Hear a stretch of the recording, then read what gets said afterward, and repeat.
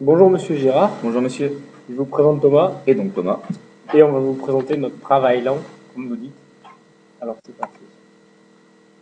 Tout d'abord, on va vous expliquer le contexte. Donc nous sommes nouvellement embauchés au service gestion de tournée d'une entreprise de distribution pour des produits gazeux. Donc un test nous est demandé par notre employeur, donc c'est une mise en situation concrète, et l'objectif est de réorganiser notre tournée de cueillette sur 40 points de livraison. Ceci pour gagner 10% sur les distances parcourues de la veille. Donc on va utiliser plusieurs méthodes pour ça, le balayage, les économies et une combinaison des deux. Donc comme vous pouvez le voir ici, nous avons nos données de base, donc avec les points à desservir et le point de base, donc l'entrepôt de départ.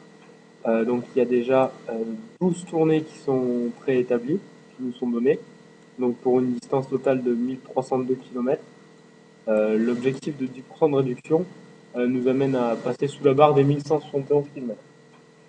Donc pour cela, nous allons préparer un distancier. Donc, voilà, très beau bouton, n'est-ce pas? Voici notre distancier. On va passer sur le PowerPoint. Donc notre démarche. Tout d'abord, on va réaliser un distancier grâce à une méthode à vol d'oiseau. Ensuite, on va tenter d'optimiser les tournées avec la méthode du balayage. Puis l'amélioration du balayage à l'œil, ce qu'on peut faire comme vous l'avez appris. Après, nous allons tenter de combiner la méthode du balayage et la méthode des économies. Et enfin, l'optimisation finale se fera grâce à la méthode des économies seule.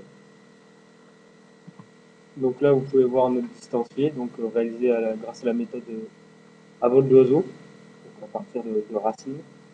Et donc sur les distances entre chacun des 40 points de livraison. Et il faut savoir que les distances aller sont les mêmes que les distances retour. Dans un premier temps, on a utilisé la méthode du balayage. Donc à partir des données qu'on avait à la base, on a calculé l'arc tangent entre deux points avec la méthode du balayage. On a la formule ici. Ensuite, on les a classés par décroissant et on a calculé la demande cumulée où on peut voir ici. Sachant qu'on s'est arrêté à 50, qui est le seuil que notre camion peut atteindre en bouteille de gaz. On a ensuite obtenu le résultat suivant pour nos tournées. Donc on en obtient 12 pour un total de 1485 km. Donc on peut en déduire que l'objectif n'est pas atteint. Donc par la suite, nous avons essayé d'améliorer nos tournées obtenues à partir du balayage par une optimisation à l'œil, en fait, tout simplement en rajoutant dans les tournées qui n'étaient pas pleines au niveau de la capacité du camion, les points qui pouvaient y rentrer. Donc par exemple dans la première tournée, on voit qu'on a rajouté le point 28 d'une demande de 8, donc afin d'optimiser en fait le remplissage de notre camion tout simplement, sans tenir compte vraiment de la position du point dans la tournée. C'était juste pour manière d'optimiser le chargement du camion. Donc ce qui fait que ça nous a amené à améliorer nos tournées, c'est-à-dire qu'on a diminué d'une tournée, vu que 11 tournées et 1282 km parcourus. L'objectif n'est pas atteint, mais il y a quand même une amélioration. Donc à partir du balayage amélioré que vous a présenté Thomas, on a voulu optimiser nos tournées de livraison à l'intérieur de celle-ci. Donc pour cela, on a utilisé la méthode économique que voici pour ainsi optimiser nos tournées de livraison. Donc on a obtenu le résultat suivant, pardon, donc 11 tournées pour 1186 km parcourus. L'objectif n'est toujours pas atteint, mais nous sommes seulement à 15 km du but. Donc pour finir, pour atteindre notre objectif, il ne nous restait plus qu'une seule solution possible, c'était donc appliquer la méthode des économies à l'ensemble des points, chose qu'on n'avait pas faite dès le départ, puisque avec 40 possibilités, ça nous donne plus de 780 combinaisons de points possibles sur les tournées. Donc on s'est dit que c'était la méthode la plus fastidieuse, on va dire, la plus difficile à réaliser. Au final, c'était la seule qui nous restait pour atteindre notre objectif. Donc la méthode des économies, pareil, on l'applique entre deux points. On calcule la distance entre le premier point et le point d'origine, la distance entre le second point et le point d'origine, la distance entre les deux points, et donc du coup la distance totale que parcourrait un camion pour partir du point d'origine, arriver au premier point, rejoindre le second point et revenir au point d'origine. Donc à partir de ces éléments-là, si on remonte un peu, on a construit nos tournées. Donc toujours départ du point d'origine, l'entrepôt 0. On construit la tournée tout en tenant compte de la demande.